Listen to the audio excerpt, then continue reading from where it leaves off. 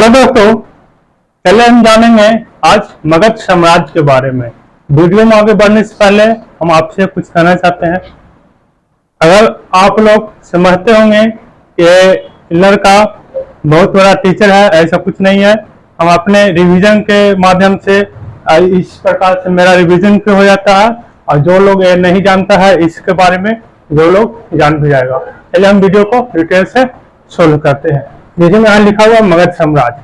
मगध साम्राज्य 6ठी शताब्दी ईस्वी में सबसे बड़ा शक्तिशाली मगध साम्राज्य था। 6ठी शताब्दी ईस्वी में भारत में 16 महाजनपद था, जिसमें एक मगध साम्राज्य था, अवंती था, इंद्रप्रस्थ था, गंधार था, चंपा था, श्रावस्ती था। इस प्रकार से मगध साम्राज्य के अंतर्गत भारत के अंतर्गत 16 महाजनपद था 6ठी शताब्दी ईसा पूर्व में। उस समय सबसे शक्तिशाली मगध साम्राज्य था। मगध साम्राज्य के सबसे शक्तिशाली होने का कारण क्या है उसके बारे में हम आज जानेंगे। मगध साम्राज्य या मगध महाजनपद 6ठी शताब्दी ईसा पूर्व में क्यों सबसे शक्तिशाली था, चलिए हम इसको डिटेल से जानते हैं। तो मगध साम्राज्य है, ये मगध साम्राज्य है। मगध साम्राज्य के उत्तर में ऊपर में उत्तर, नीचे दक्षिण, दाएं पट्टी होता है पूर्व, बाएं पट्टी पश्चिम। ऊपर में मगध साम्राज्य है। मगध साम्राज्य के उत्तर में था गंगा नदी, ठीक है। अब मगध साम्राज्य के दक्षिण में था विंध्याचल पर्वत और पूर्व में था चंपा नदी और पश्चिम में सोन नदी था। मगध साम्राज्य आज के डेट में देखा जाए तो पटना और गया का कुछ क्षेत्र मगध साम्राज्य यानी पटना के आसपास का क्षेत्र प्रमुख रूप से माना जाए तो पटना और गया का प्रमुख क्षेत्र मगध साम्राज्य के अंतर्गत आता था। बिहार में 3 महाजनपद था, जिसमें से एक मगध साम्राज्य था, चंपा था, एक और वैशाली था। 3 महाजनपद बिहार में था। इसमें सबसे शक्तिशाली मगध साम्राज्य था। भारत में सबसे शक्तिशाली 6ठी शताब्दी ईस्वी में मगध साम्राज्य का उदय हुआ था। क्यों हुआ था? यही कारण था कि मगध साम्राज्य के उत्तर में गंगा नदी, दक्षिण में विंध्याचल पर्वत, पश्चिम में सोन नदी एवं पूर्व में चंपा नदी। यही प्रमुख कारण था, क्योंकि उस समय गंगा नदी जहाँ पानी रहता है, जहाँ पानी का कोई कमी नहीं रहता है, वहाँ उपजाऊ भूमि रहता है तथा अन्न भी ज्यादा उगता है। अब आज दुनिया नहीं पहले था कि उद्योग धंधा था, पहले कृषि पर ही आधारित था। जो भी सम्राट था कृषि से ही उन्नत करता था, इसलिए गंगा नदी के तट पे था। गंगा नदी इसके उत्तर में था तो यहाँ कृषि अधिक होता था, तो जनता को, राजा को कर देने में कोई तकलीफ नहीं होता था। पहला कारण। दूसरा कारण था विंध्याचल पर्वत। विंध्याचल पर्वत के कारण कोई भी आक्रमणकारी यहाँ आक्रमण करने के लिए आता था, उसको पहाड़ चढ़कर आने में कठिनाई होता था। और दूसरा कारण था कि गंगा नदी को पार करने में कोई आक्रमणकारी सोचता भी था कि मगध पर हम आक्रमण करें, उसको गंगा नदी पार करने में इतना कठिनाई था, उसके बाद वो इसको सामना करने के लिए नहीं चाहता था। और फिर पश्चिम में सोन नदी था। वही कारण था, किसी नदी का रंग मत पर कोई आक्रमण नहीं करता था। और ये पूर्व में था चंपा नदी।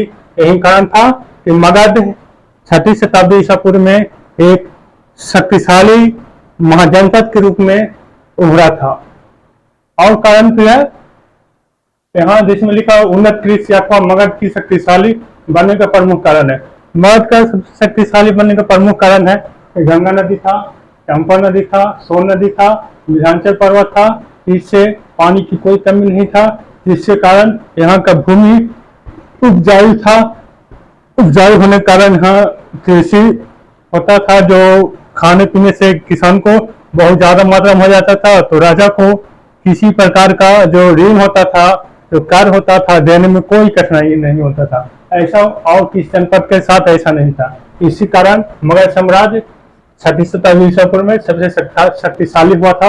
और दूसरा कारण और भी था, जितना भी महाजनपद था, 16 महाजनपद था भारत में, वहां था कि राजपूत यानी राजा का बेटा ही राजा बनेगा और खास करके राजपूत ही शासक वहां उस जनपद पर या महाजनपद पे करे। जिसमें कौशल हो गया उज्जैन, अवंती हो गया, गंधार हो गया। इसमें ऐसा व्यवस्था नहीं था।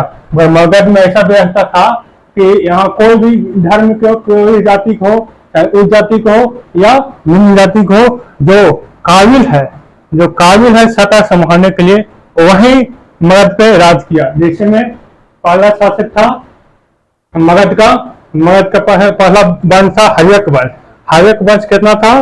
444 बीसी, 444 ईसा पूर्व से 412 ईस्वी, 544 ईसा पूर्व से 412 ईस्वी पूर्व। ईसा पूर्व कहने का मतलब है ईसा मसीह के जन्म से हम लोग गिनती करते हैं, 2023 है तो 2023 के पहले 544 वर्ष या 544 वर्ष से 412 वर्ष पहले, यानी उसी को बोलता है ईसा पूर्व, इसी को बोलता है बीसी बोलता है। हर्यक वंश 544 बीसी से यानी ईसा पूर्व से 412 ईस्वी पूर्व में हर्यक वंश की स्थापना कौन किया था? तो बिंबिसार ने किया था। लिखा हुआ हर्यक वंश का संस्थापक बिंबिसार था। ठीक है, अगला है बिंबिसार ने राजगिरी को बचाया और अपनी राजधानी बनाया।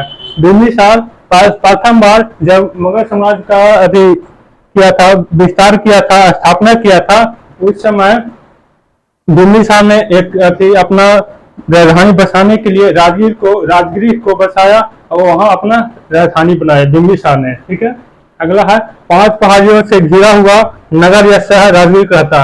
राजगीर है जो 5 पहाड़ियों से घिरा हुआ शहर या नगर बोल लो वही है। ठीक है, अगला यहाँ है पितृहंसा वंश के नाम से हर्यक वंश को जाना जाता है। पितृहंसा वंश के नाम से हर्यक वंश को जाना जाता है क्योंकि हर्यक वंश का जो शासक था, संस्थापक था बिंबिसार का पुत्र था अजातशत्रु। अजातशत्रु ने अपने पिता की हत्या करके गद्दी प्राप्त किया था। इसी के कारण इसको पितृहंसा वंश के नाम से भी जाना जाता है। अगला पाटलिपुत्र नगर की स्थापना उदयन ने किया था।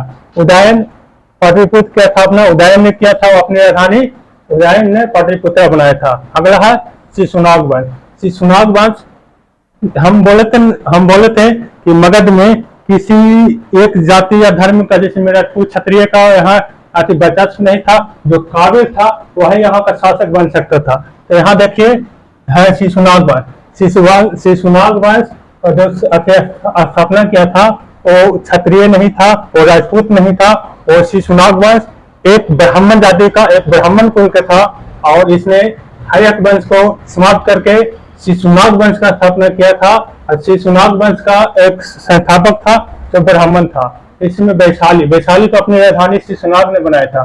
वैशाली को स्थापना करके शिशुनाग ने अपनी प्रथम राजधानी मगध का राजधानी वैशाली बनाया था। शिशुनाग ने बसाया था। शिशुनाग वंश का अंतिम शासक या राजा कौन था? अंतिम शासक राजा नंदीवर्धन था। इसी प्रकार से अगला है नंद वंश। नंद वंश एक छूती जाति का था, निम्न जाति का था। वो भी यहाँ के काबिल था सत्ता संभालने के लिए, इसलिए वो मगध के अपना वर्चस्व किया और मगध पे राज किया। उसके बाद हुआ था घनानंद को चंद्रगुप्त मौर्य ने हराया था। इस प्रकार से मगध 6वीं शताब्दी पूर्व में सबसे शक्तिशाली होने का प्रमुख कारण नहीं था कि उत्तर में गंगा नदी, दक्षिण में विंध्याचल पर्वत, पूर्व में चंपा नदी एवं पश्चिम में सोन नदी था। यहाँ का भूमि उपजाऊ था। इस कारण से मगध 6वीं शताब्दी ईसा पूर्व में सबसे शक्तिशाली राज्य के रूप में उभरा था। दूसरा कारण ये भी है कि यहाँ का जो राजा था, जो प्रथम संस्थापक हर्यक वंश के कौन था? तो बिंबिसार था।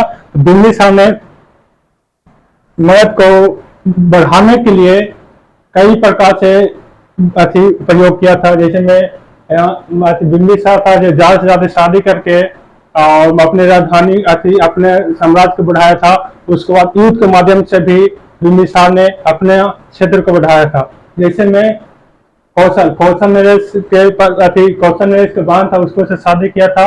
इस प्रकार से उसको पर भी वर्चस्व हो गया था बिंबिसार का, यानी मगध समाज का हो गया था। जैसे में चंपा हो गया, चंपा इसका अधिकार यानी प्रभुत्व मानने से इनकार कर दिया था। इस प्रकार से इसने हर्यक वंश के राजा बिंबिसार ने उस पर आक्रमण करके उसको जीता था और वहां का राजा किसको बनाया था? अजातशत्रु को, अपने पुत्र अजातशत्रु को बनाया था। यही कारण था, प्रमुख कारण था मगध को सबसे शक्तिशाली 6वीं शताब्दी ईसा पूर्व होने का। अगर वीडियो अच्छा लगा हो तो मेरे यूट्यूब चैनल श्रीवास्तव वीडियो को सब्सक्राइब करें। जय हिंद।